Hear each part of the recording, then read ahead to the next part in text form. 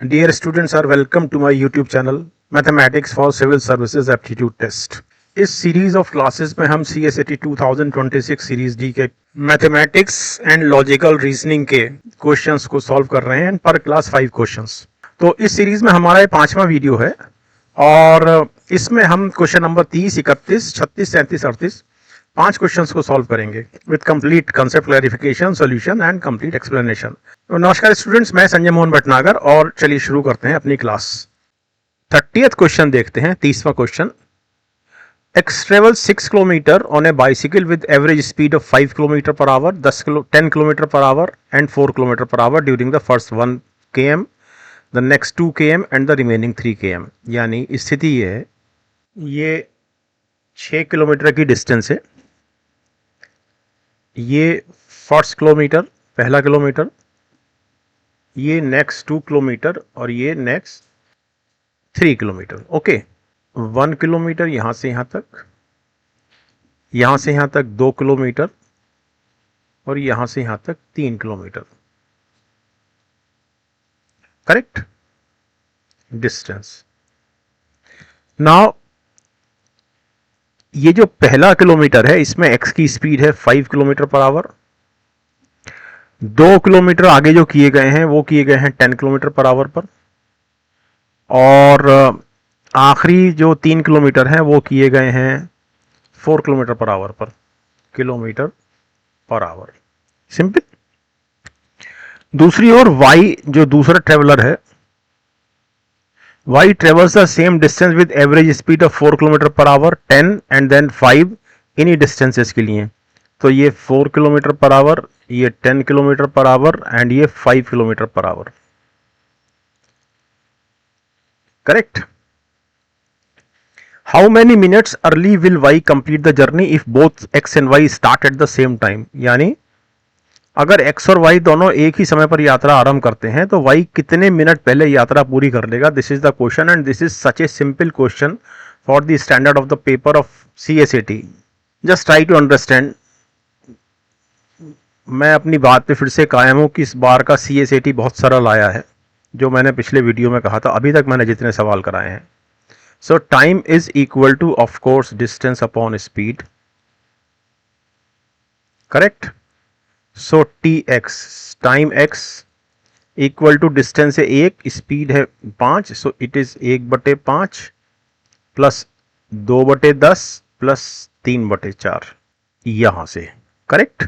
So this is equal to of course 20 is the LCM, so 4 plus 4 plus 15, 15 और 4 19 और 4 23, 23/20 इतने hours में। Simple. TY देख लेते हैं। सो TY यानी कि y ने जो टाइम लिया, this is equal to of course हमारे सामने अब जो डेटा ऑफ कंसिडरेशन है वो है ये वाला। सो टाइम पहले 1 किलोमीटर के लिए हो गया 1/4, क्योंकि डिस्टेंस 1 है और स्पीड 4 किलोमीटर पर आवर है, plus of course 2/10 this thing and this thing plus 3/5। So this is equal to of course 20 is the LCM, 5 plus 4 plus 12, 12 4 16 और 5 21, 21/20 आवर्स। मिनट्स में चेंज कर लेते हैं इसको। 1 घंटे में 60 मिनट, तो 20 दिया 60, 23 दिया 69, सो it is 69 minute and it is 20 दिया 60, 21 दिया 63 minute. So of course y will take 63 minutes in completing the journey and x will take 69 minutes in completing the journey. So y will reach 6 minutes earlier. Simple. So option D is the answer. It was a very simple question. Okay, next question लेते हैं। 31st question देखते हैं। 7 cubes हैं और all cubes are identical in shape. Out of these the weight of each of 6 cube is equal. तो 6 cube हैं जो equal हैं, जो आइडेंटिकल हैं शेप में, उसमें से 6 क्यूब का वजन सेम है। सपोज 6 क्यूब्स का वजन से 1 kg ईच है। और जो सेवेंथ क्यूब है उसका वजन इनमें से किसी भी एक क्यूब से कम है, यानी कि जो सेवेंथ क्यूब है सपोज वो 0.9 किलोग्राम है। Okay, a balance is use to identify the lightest cube. अभी एक बैलेंस, एक तुला, एक तराजू का इस्तेमाल किया जा रहा है ताकि ये जो हल्का क्यूब है इसको आइडेंटिफाई किया जा सके। What is the minimum number of attempts required to distinguish the odd cubes with certainty. तो इस क्यूब को जो बाकी की तुलना में अलग है वेट के कारण, इसको पहचानने के लिए तराजू पर कितने न्यूनतम प्रयास आवश्यक हैं। सवाल तो सरल है लेकिन हाँ इसमें लॉजिक लगा हुआ है और गलती की इसमें संभावना हो सकती है। Just try to understand this thing. 7 is an odd number. तो हम क्या कर सकते हैं, हम 3 क्यूब को अलग कर सकते हैं। 1 2 3, ये एक क्यूब बीच में हो गया और ये 3 क्यूब हमने अलग कर लिए। सिंपल। अब हमको ये नहीं मालूम कि ये जो क्यूब हमने अलग छांटा है ये 0.9 किलोग्राम वाला है या नहीं है, हमको नहीं मालूम। तो पहला अटेम्प्ट हमारा क्या होगा कि हम इस तराजू में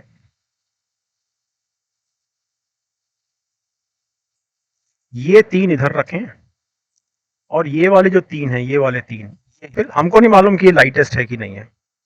हो सकता है लाइटेस्ट इसमें भी हो सकता है लाइटेस्ट इसमें भी। हमने 3 अलग कर लिए, 3 अलग कर लिए और एक सातवां छोड़ दिया।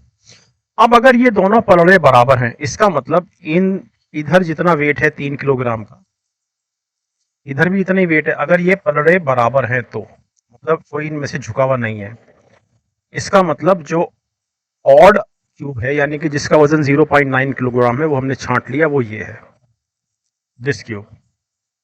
एक अटेम्प्ट में पता चल गया। ओके, अब इसी पहले अटेम्प्ट का दूसरा भाग, यानी अगर हम इसको ए कहें, सो बी पार्ट का मतलब ये है कि या तो ये इवेंट ऐसे होगी या इस तरह से होगी। तो पहले पार्ट में क्या हुआ था कि दोनों पलड़ों में 3 kg के वजन थे, तो पलड़े झुक नहीं रहे थे, पैरेलल टू अर्थ थे। क्या हो सकता है कि ये जो ऑड क्यूब है वो हम ये मानते हैं कि वो किसी एक में है, फॉर एग्जाम्पल इसमें है। इसका मतलब ये है कि यहाँ पर 2.9 kg वजन है, यहाँ पर 3 kg वजन है और ये वाला पलड़ा नीचे झुक गया है। तो अब हमको मालूम चल गया कि जो ऑड क्यूब है वो इधर है। तो जब हमने 3 क्यूब दोनों पलड़ों पर रखे तो हमको ये तो समझ में आ गया कि ये जो हमारा ऑड क्यूब है ये कौन से वाले 3 क्यूब के बंडल में है। This is clear. अब यहां से हमारा दूसरा अटेम्प्ट शुरू होता है और वो हमारा दूसरा अटेम्प्ट ये है कि इन 3 क्यूब में से कोई से भी 2 क्यूब लेकर हम इसी तराजू पर रखेंगे। अगर ये दोनों बराबर आए, इसका मतलब ये है कि दोनों 1-1 kg के हैं। सपोज वो ये और ये है, इसका मतलब ये वाला जो बचा है ये 0.9 का है। और तो सेकंड अटेम्प्ट में भी ये पोजीशन ए और बी पोजीशन क्या हो सकती है, एक पलड़ा नीचे झुक जाए, यानी कि यहां पर 1 kg है और यहां पर 0.9 kg है।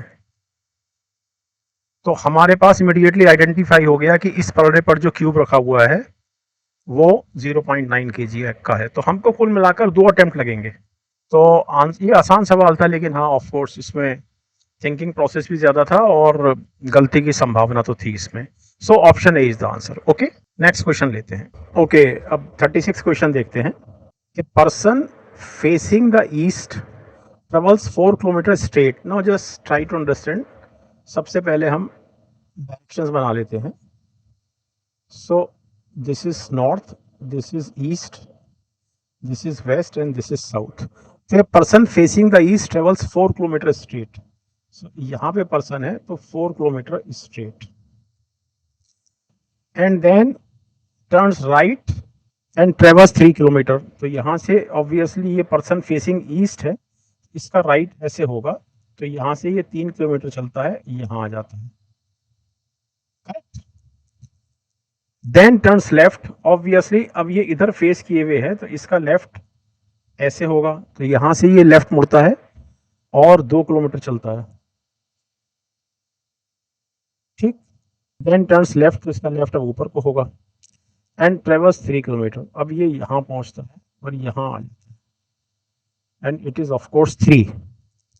The minimum distance between the final point यानी कि this point and the initial point कितनी है, तो 4 तो ये हो गई और ये 2 इसके पैरेलल है ऑफ कोर्स, क्योंकि ये दोनों साइड 3 हैं और ये राइट एंगल है और ये भी राइट एंगल है, इसलिए ये 2 होगा। तो 4 और 2 6 किलोमीटर तो डिस्टेंस हो गई। और obviously now this is facing this way means north, so option D is the answer. ये भी एक बहुत बहुत बहुत ही सरल सवाल था। मैं अपनी बात पे कायम हूं। मैंने अभी तक जितने भी सवाल कराए हैं CSAT के मैथमेटिक्स और रीजनिंग के 2026 में, पेपर कंपैरेटिवली मतलब पिछले वर्षों के पेपर से तुलना कर रहा हूं, ये पेपर बहुत सरल है। नेक्स्ट क्वेश्चन लेते हैं। In a sequence of numbers, 37th question है, each number other than the first 2 is the sum of the 2 immediately preceding numbers from it. संख्याओं के एक अनुक्रम में पहली 2 संख्याओं को छोड़कर प्रत्येक संख्या अपनी ठीक 2 पूर्ववर्ती संख्याओं का योग है। यदि इस अनुक्रम में पहली 2 संख्याएं 4 और 7 हैं तो छठवीं संख्या क्या है? I mean what A simple question. मैं अपनी बात पे कायम हूं कि ये पेपर पिछले वर्षों के पेपर से अगर तुलना की जाए CSAT की, तो अभी तक का इजीएस्ट पेपर है। Just try to understand this thing. अब इस प्रश्न की भाषा में ही उत्तर छिपा हुआ है। पहली 2 संख्याएं 4 और 7 हैं। इस लाइन पर मैं बाद में आऊंगा। तो 4 और 7 11, तीसरी संख्या 11 हुई, 11 7 18 चौथी संख्या हुई, 18 11 29 पांचवी संख्या हुई और 29 और 18 47 ये छठी संख्या हुई। तो option D is the answer. इससे सरल सवाल और क्या होगा। यानी ये जो क्वेश्चन है ये 6th स्टैंडर्ड का क्वेश्चन है, तो रिपीट करना बार बार ठीक भी नहीं लगता, बट बहुत आसान है। लेकिन अब इसको भी समझ लीजिए, each number other than the first 2, तो ऑफकोर्स फर्स्ट 2 इसलिए है कि ये जो 7 है, ये 7 ऑब्वियसली इससे पहले 3 आएगा, लेकिन 3 चूंकि सीक्वेंस में नहीं है इसलिए 7 को उसने रूल आउट कर दिया। और 4 के लिए ऑफ कोर्स, परंतु 3 और 2 5 होता है, इसलिए 4 को कंसीडर नहीं किया है क्वेश्चन ने।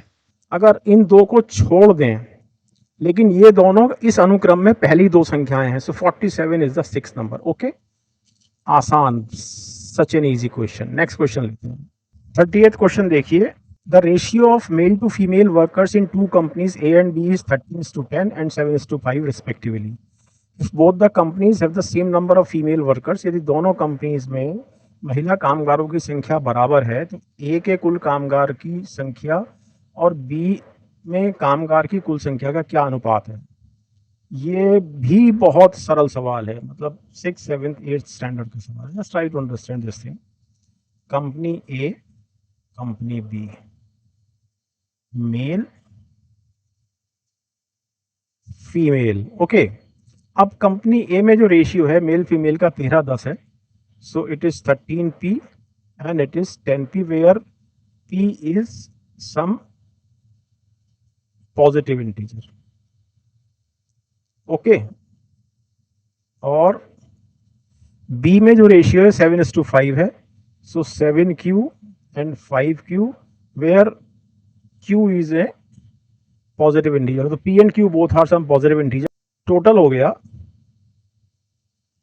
23p and 12q। But he saying दोनों कंपनियों में महिला कामगारों की संख्या एक समान है, means 10p is equal to 5q, means 2p is equal to q। Okay, तो हमें जो निकालना है, हमें निकालना है 23p ratio 12q, but q equal to 2p, so it is 23p as such and this is 24p, so it is 23 upon 24, so 23 ratio 24। option B is the answer। once again a very easy question। तो dear students, इस class में हमने 5 question solve किए हैं। Question number 30, 31, 36, 37 and 38 of CSAT 2026। और इस वाले section of 5 questions में तो सभी सवाल बहुत आसान थे। तो thank you very much dear students, हम मिलते हैं नेक्स्ट क्लास में जिसमें हम फिर से 5 क्वेश्चंस करेंगे। वीडियो देखने के लिए बहुत धन्यवाद।